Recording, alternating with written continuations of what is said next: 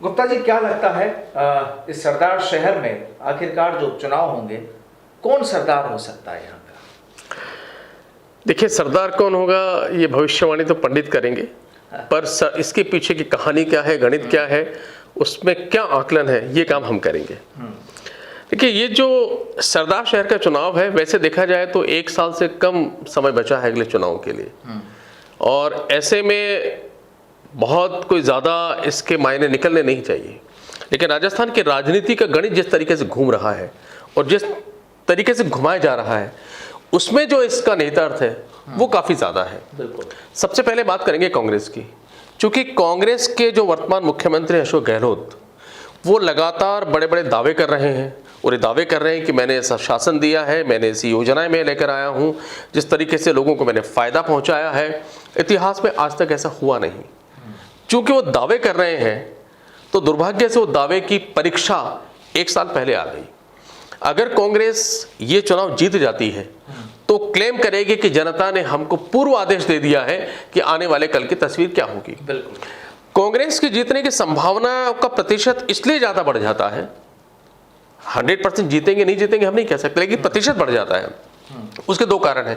पहला कारण आपने बताया कि उनके बेटे को अगर टिकट दे दिया जाता है तो सहानुभूति की लहर हो सकती है, एक कारण हो सकता है। लेकिन जो दूसरा जो सबसे बड़ा कारण है, वो कारण ये है कि 1 साल चूंकि बचा है, तो जनता को लग सकता है कि अगर भारतीय जनता पार्टी को हमने जिता दिया तो हासिल कुछ होगा नहीं, काम होंगे तो कांग्रेस के शासन में। और ये आप भी जानते हैं कि 1 वर्ष पहले अगर कोई चुनकर आता है तो उसके काम उस जगह पर सर्वाधिक होते हैं, क्योंकि अगला चुनाव फिर जीतना है। दूसरा, क्योंकि 1 ही साल बचा है और वहां सरदार शहर में जीतने का मतलब है कि उस पूरी बेल्ट में जितनी भी विधानसभा की सीटें हैं उस पर असर पड़ना और राजस्थान की बाकी सीटों पर एक मैसेज जाना। तो अशोक गहलोत भी पूरी ताकत वहां पर लगाएंगे और अनेक तरह के लोक लुभावन घोषणाएं वहां पर करेंगे और कार्य वहां पर करने का वादा करेंगे इस 1 साल के अंदर, जिससे कुछ क्षेत्र में विकास हो। तो उन सब बातों की वजह से जो जनता है वो ये सोच सकती है कि भाई भारतीय जनता पार्टी से कोई फायदा होगा नहीं, कांग्रेस के जाने में हमें फायदा होगा। अगर ये नहीं करेंगे तो 1 साल बाद निपट लेंगे, और थोड़ा सा एक सहानुभूति की लहर जो हमेशा हमारे चूंकि भारतीय जनमानस में रहती है, कांग्रेस कैंडिडेट के लिए भी बड़ी चुनौती होगी। एक, अब आते हैं भारतीय जनता पार्टी की तरफ। देखिए, भारतीय जनता पार्टी का जहां तक सवाल है, तो भारतीय जनता पार्टी भी अपनी पुरजोर ताकत यहां पर लगाएगी, और लगाने के पीछे कारण ये कि अगर भारतीय जनता पार्टी का कैंडिडेट यहां पर जीत जाता है तो भारतीय जनता पार्टी भी कहेगी कि लीजिए, विदाई की तैयारी शुरू हो चुकी है।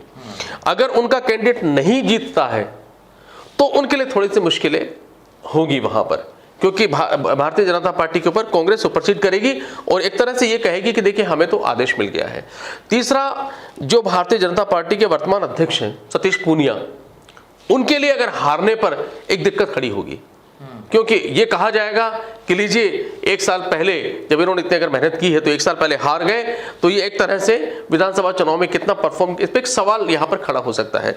जो कार सेवा करने वाले लोग हैं वो ऊपर कार सेवा करेंगे। अगर कांग्रेस हार जाती है तो जो सचिन पायलट खेमा है वो ऊपर कार सेवा करेगा, वो कहेगा कि लीजिए अभी से शुरुआत हो गई तो ये क्या जीतेंगे। तो इसलिए ये जो सारा घालमेल हुआ है, इस वजह से इसका महत्व बढ़ गया। इसमें एक पक्ष और है, तीसरा पक्ष जो थर्ड फ्रंट है, यानी जो तीसरे पक्ष की जो पार्टियां हैं, उसके अंदर बहुत सारी पार्टियां, लेकिन हम बात करते हैं जैसे हनुमान बेनीवाल की लोजपा की है।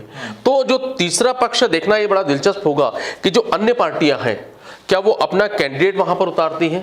पहला, अगर उतारती है तो उनका क्या हश्र होता है, क्या वो जनता को मैसेज दे पाती हैं कि दोनों पार्टियां निकृष्ट हैं, जो 1 बाय 1 का जो इनका सिलसिला उसको आप रोक दीजिए। और इस बार यहां से हमको जिताते हुए राजस्थान में दोनों दलों की विदाई का बिगुल और हमको लाने का यानी परिवर्तन का बिगुल बजाइए। क्या इस तरह की संभावना में आप पर होगी? तो तीसरे दल में कोई खड़ा होता है, नहीं खड़ा होता, या जो तीसरा दल है वो ये सोचकर के किसी भी उम्मीदवार को खड़ा ना करे कि वहां पर अपनी शक्ति को जाया ना किया जाए, कोई नेगेटिव सेंटिमेंट्स वहां पे निकल के नहीं आए हारने पर या वोट परसेंटेज के ऊपर, तो उस चुनाव को इन दोनों के लिए छोड़ दिया जाए और पूरी ताकत, पूरा सेंटिमेंट और अपनी पूरी बातों को हम जो मुख्य विधानसभा के चुनाव है वहां तक रखें। तो कहने को ये उपचुनाव है, लेकिन इस उपचुनाव के अंदर जो मैसेज डिलीवर होगा उस मैसेज का बड़ा महत्व है। और इसीलिए मुझे लगता है कि इन उपचुनाव में जिस तरीके से कैंडिडेट का सिलेक्शन होगा और जिस तरीके से ताकत इस उपचुनाव में लगाई जाएगी, वो मेरा मानना ये है कि चुनाव में जो मुख्य चुनाव होते हैं उससे कम नहीं होगी, बल्कि उससे कई गुना ज्यादा होगी। इधर पूरा कांग्रेस का जो अमला है वो पूरा वहां पर बैठेगा और इधर सतीश पूनिया भी कोशिश करेंगे कि पूरा अमला वहां पर जाए और इस चुनाव में धार पैदा की जाए। यानी किसी न किसी तरीके से दोनों ही दलों के जो सीनियर लीडर्स हैं वो चाहेंगे कि ये पूरा मामला हमारे पास है। हाँ, लेकिन इसके अंदर प्रदीप ये जरूर होगा कि जो सेंट्रल पॉलिटिक्स है वो इन्वॉल्व नहीं होगी, क्योंकि वो नहीं चाहती कि उनको दांव पर लगाया जाए। लेकिन यहाँ एक चीज जरूर निकल कर आई कि जो भी जीतेगा, चाहे वो बीजेपी हो या कांग्रेस हो, दोनों कैंडिडेट्स के लिए चुनौती जरूर है, क्योंकि ज्यादा वक्त है नहीं इलेक्शन में।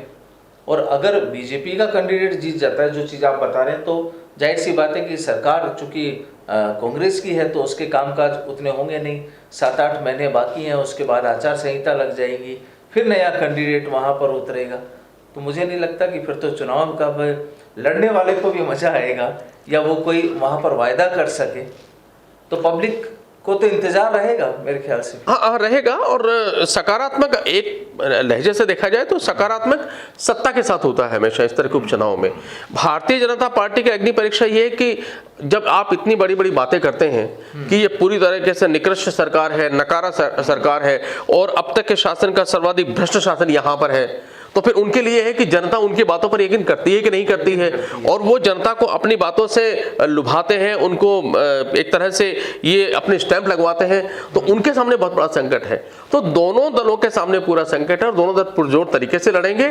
रिजल्ट परिणाम जिसके भी परिणाम फेवर में हो, पर यह तय है कि इसका जो परिणाम होगा उसकी धमक, उसकी गूंज ऊपर तक जाएगी, और इसकी धमक और गूंज अगले जो चुनाव होंगे 2023 में वो तब तक गूंजती रहेगी, बयानों के अंदर, अखबारों की सुर्खियों के अंदर, मीडिया के अंदर, और अगले चुनाव के जो चुनावी भाषण होंगे उनके अंदर।